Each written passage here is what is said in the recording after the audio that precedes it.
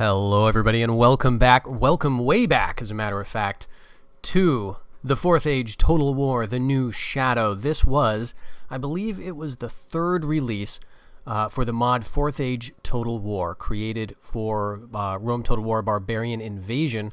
4th Age actually began, I think, pretty quickly after Rome Total War released back in 2004. The development for this mod stretches very, very far back indeed.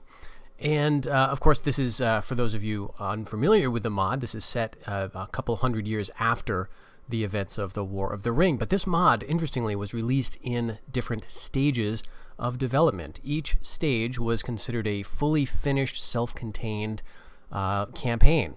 And so the very first release that was out was Corsair Invasion, which comprised just pretty much the bottom third of the map of Middle-earth that we would be familiar with today. It basically went from Umbar up to the White Mountains, and so there was none of Rohan, Dunland, none of this southern Rovanian stuff. And there were three factions.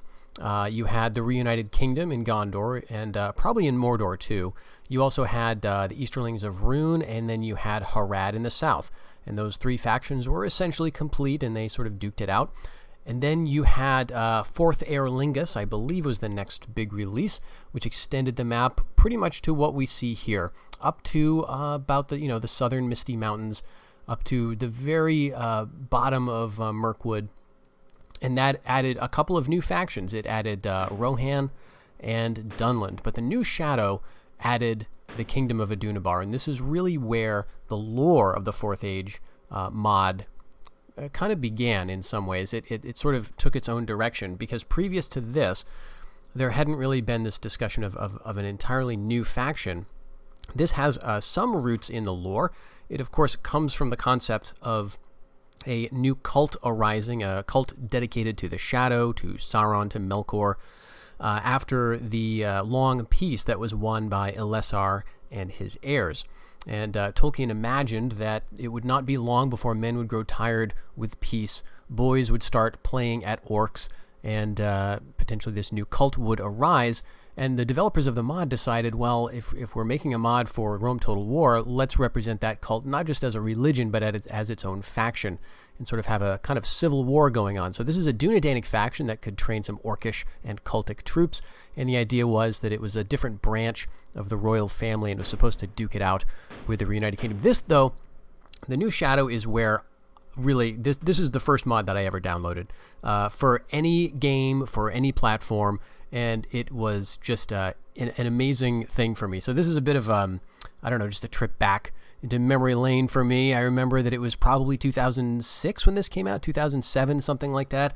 A relatively young Count MRVHS had just started grad school, and so, of course, thought he had a ton of free time to sink into video games, and I came across an image that was kind of like promotional material for this mod that showed an Uruk holding his sword up above his head in front of this kind of eerie green background, green and black, and it was just a very arresting image. And I, being a huge Tolkien fan, wanted to know what this is. What was this? Is this a game that's coming out? Is this something I have to buy? And I found out, to my shock and surprise, that no, this was a free project made by fans of the game, fans of the universe. And so I, of course, had to get it. I spent so much time on this mod. Now, of course, those of you who are familiar with the Fourth Age in its current incarnation, this is, about half of the current map size, and it has fewer than half of the playable factions. So the mechanics are extremely different. The visuals of the campaign map are very different. And, it's something that I would still have, a great deal of fun with going back and playing. But it's a very, very different experience from the Dominion of Men that released in, I guess, I want to say 2015 when that version came out. But nevertheless, I thought it might be fun to take a look back at this, and indeed to take a look back at what might have been. Because in addition to these 6 factions, which are more or less the same as you would expect from playing the Fourth Age today, we also have on the custom battle a few other options. So in addition to having those, we have the elves, the dwarves, and interestingly, the Kingdom of Dale. And Dale is what I want to look at here, because this faction really changed in its concept from the first glimpses that we had only in custom battle form in the new Shadow to the playable version in Dominion of Men. So here we are on the custom battle screen for Dale, and let's take a look at this roster. The first thing you'll notice is it looks very light compared to the heavy armored roster and the very large roster of the Kingdom of Dale in Dominion of Men. The first thing we can start with is the bodyguard unit. This is Dale Guard. These men of the city Kingdom of Dale are well armored and equipped with both bow and sword. So this is an infantry archer as the bodyguard. Now, we do have some examples of that in Dominion of Men. You have the White Company for the Reunited Kingdom, and I think their Black Company for Adunabar.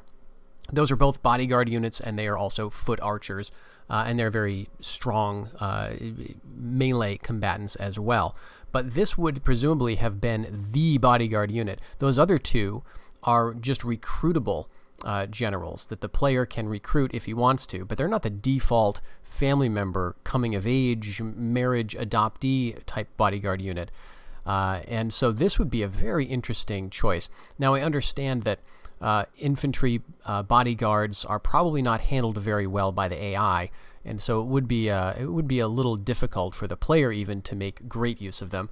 But it certainly harkens back to the lore of Dale, doesn't it? Of course, this is a faction that esteems archery very highly, and so it does sort of make sense that rather than a heavy cavalry bodyguard, you would have these strong archers.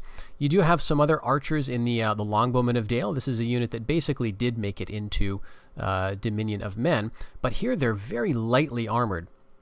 They're vulnerable to missiles. They're not necessarily good in a melee fight, but they do have reasonable morale. They do have good range. They perform essentially as archers, and they're not like tanky archers necessarily. Another Dale unit we have are these Riders of Dale. This would show up again in Dominion of Men, but in a little different form and with some considerably different stats. The first thing you notice here is that these guys frighten nearby enemy infantry, and they can form a wedge. Neither of those things is true for the Riders of Dale that we see in Dominion of Men. And I think in the new Shadow, you had a lot more of heavy cavalry having the fear effect. I think depending on how heavily armored they were, the idea was that would frighten enemy infantry. So it created this kind of very swingy dynamic with the battles, where if you brought your cavalry to the right place at the right time, you could cause a quick rout. But the other units, I think these are basically it for your native roster, so to speak. All the other units seem to come from outside of your central sphere. So let's take a look at those. We've got, for example, Rovanian Spearmen. This is a unit that in Dominion of Men is part of the roster of the Kingdom of Rovanian. So are the Rovanian Riders, which are essentially the Rovanian Scouts in Dominion of Men. We also have Rovanian Hunters, and so these three units would later, form in some ways the core of the roster for the Kingdom of Rovanian. But here they were imagined as Dale units. Now, I'm not sure, but my suspicion is that these would be AOR units, possibly. Maybe you wouldn't be able to train them within the borders of Dale's homelands. Maybe they would only be recruitable, south of the River Running. That's just speculation, of course. This, I have no idea. I was not part of the team at this point, so I don't know how this roster was imagined to function in terms of where the units would be recruited. But that would be a pretty interesting dynamic. If you had a very relatively small native roster, and then you had to sort of expand outwards to get some of those other troops. One of those other sort of AOR units would have been presumably these Dorwinian Watch. This is your only heavy spear unit.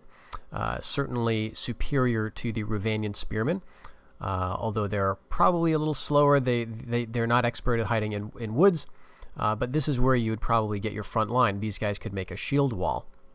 Another shield wall unit would have been Framsburg Guard. This again was a bodyguard unit in Dominion of Men that you could train out of Framsburg, and presumably they would have been from Framsburg as well, but not a bodyguard. And then most interestingly to me, we have the Bjorning Axemen here. So these would become the bodyguard unit for the Bjorning faction in Dominion of Men. But here they are presumably an AOR unit. You would get them in probably the Anduin Vales or the Greenwood somewhere, and you would recruit your own Bjornings. Now these are frightening the nearby enemy infantry. They're effective against armor, and in this version of the mod, they had a war cry. So that would have been pretty interesting. So let's take these guys onto the battlefield and see how they do. Well, here we are on the battlefield. We've got this nice hill here that we're going to use, but let's pause the action and take a look at the units before the fight gets going. So I guess we'll start with the bodyguard here. So these are our Dale Guard. Now, the model here, I believe, is essentially the same as what you would later see in Dominion of Men's Longbowmen mercenaries around Dale. But this is a pretty cool-looking unit with some nice color in it.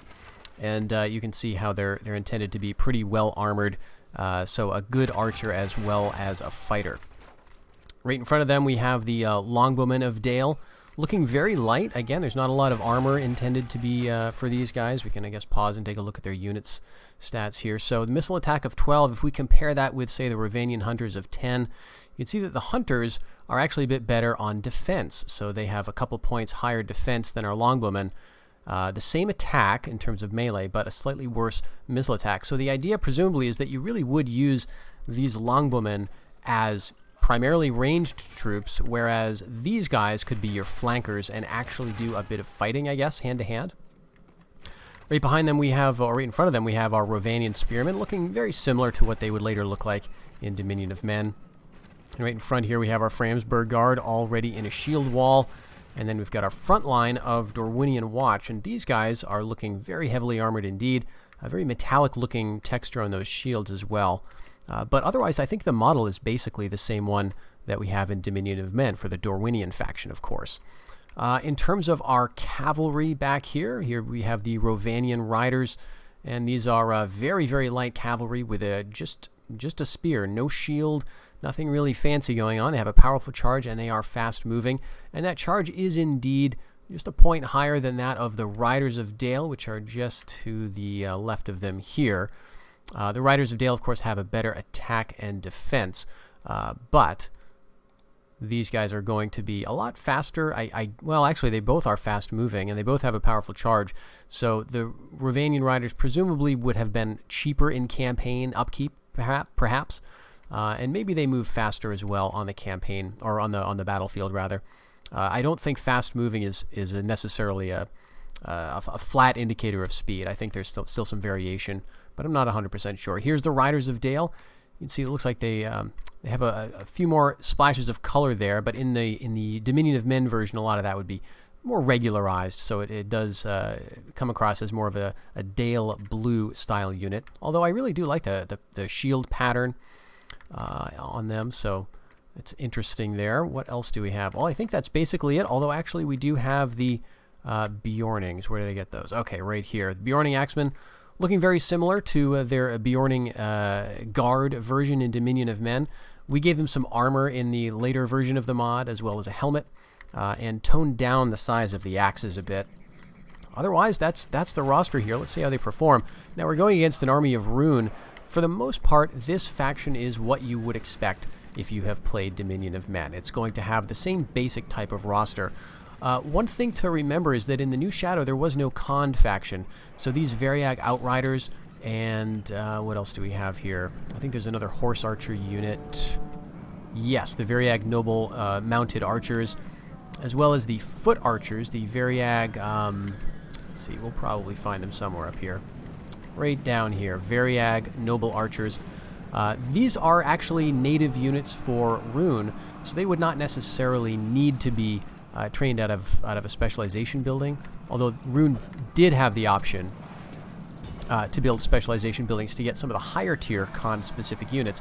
But the idea was from very early on, in the new Shadow at least, that Rune was kind of a mix of factions, and it would essentially be the Khand faction.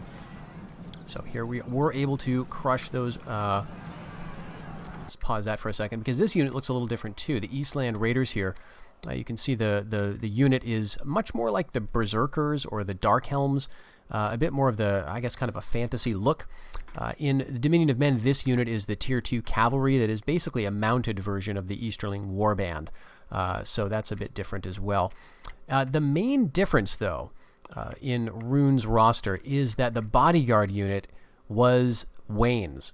there were no war wains, they were chieftains' wains, and this was what your family members came of age in and rode around the battlefield. You could also train a bodyguard unit. That was the Dragon Shield Riders. Let's see if we can find them. They may be on this end of the battlefield. Let's see, that's Riders of Rune. That's essentially the same. Here we go. Dragon Shield Guard. So this is a unit that is essentially the bodyguard unit for Khand in Dominion of Men, but this was a rune unit that if you got into Khand and you built the right specialization building, I think it was called the Temple of the Dragon's Breath, you could recruit these guys, and they would be a family member for you in that area. So Rune was really intended from the beginning to be sort of the bully, the kind of overlord of Khand, and that would be reflected in the roster.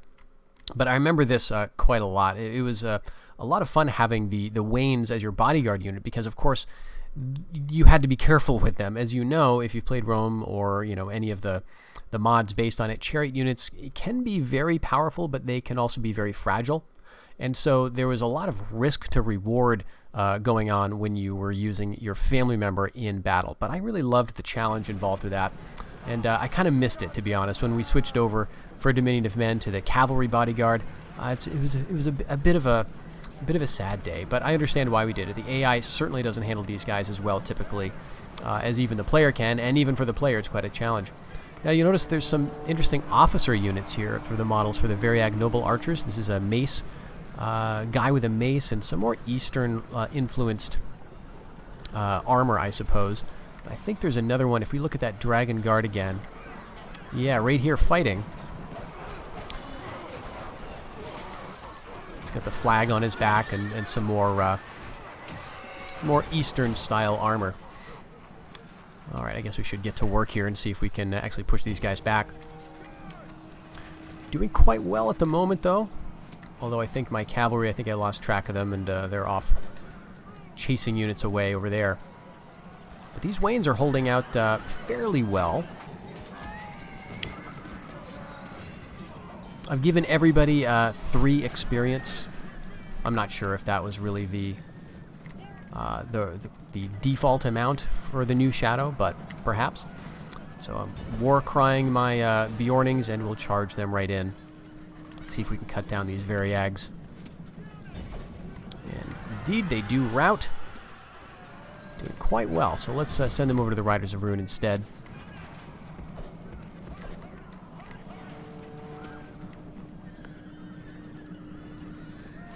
And I'm kind of curious to get my bodyguard into melee because I just haven't seen it. So let's see how they perform. We're doing pretty well. We've kind of got the enemy on the run, so I don't feel too bad about sending him right in.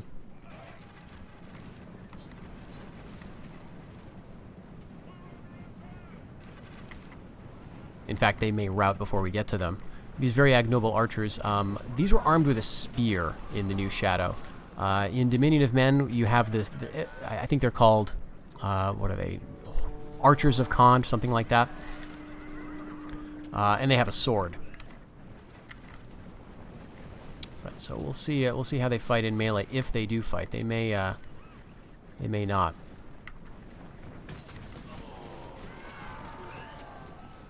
Yeah, they're pulling out two-handed spears, actually.